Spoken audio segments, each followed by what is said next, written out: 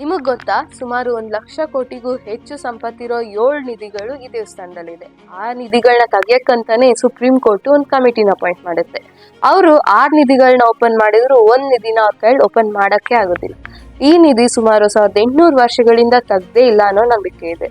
ಈ ನಿಧಿನ ಯಾವುದೋ ಒಂದು ಶಾಪ ತಡೀತಾ ಇದ್ದು ಅದನ್ನ ಯಾರೇ ಓಪನ್ ಮಾಡಕ್ ಹೋದ್ರು ಅವ್ರ ಮರಣ ಹೊಂದ್ತಾರೆ ಅನ್ನೋ ನಂಬಿಕೆನೂ ಇದೆ.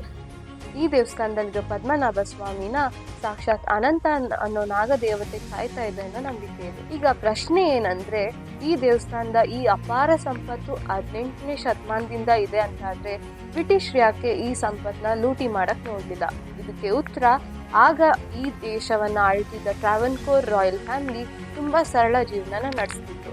ಇಂಥ ಸರಳ ಜೀವನ ನಡೆಸ್ತಾ ಇರೋ ಈ ದೇವಸ್ಥಾನದ ಕುಟುಂಬದ ಹತ್ರ ಏನು ಇರಲ್ಲ ಅನ್ನೋ ಭಾವನೆಯಿಂದ ಬ್ರಿಟಿಷರು ಈ ದೇವಸ್ಥಾನ ಬಿಟ್ಬಿಡ್ತಾರೆ. ಇಷ್ಟು ಅಪಾರವಾದ ಸಂಪತ್ತು ನೂರಾರು ವರ್ಷಗಳಿಂದ ಅಡುಗೆ ಇದ್ದು ಈಗೀಗಷ್ಟೇ ಆಚೆ ಬರ್ತಿರೋದು ಒಂದು ಅದ್ಭುತವಾದ ವಿಷಯ.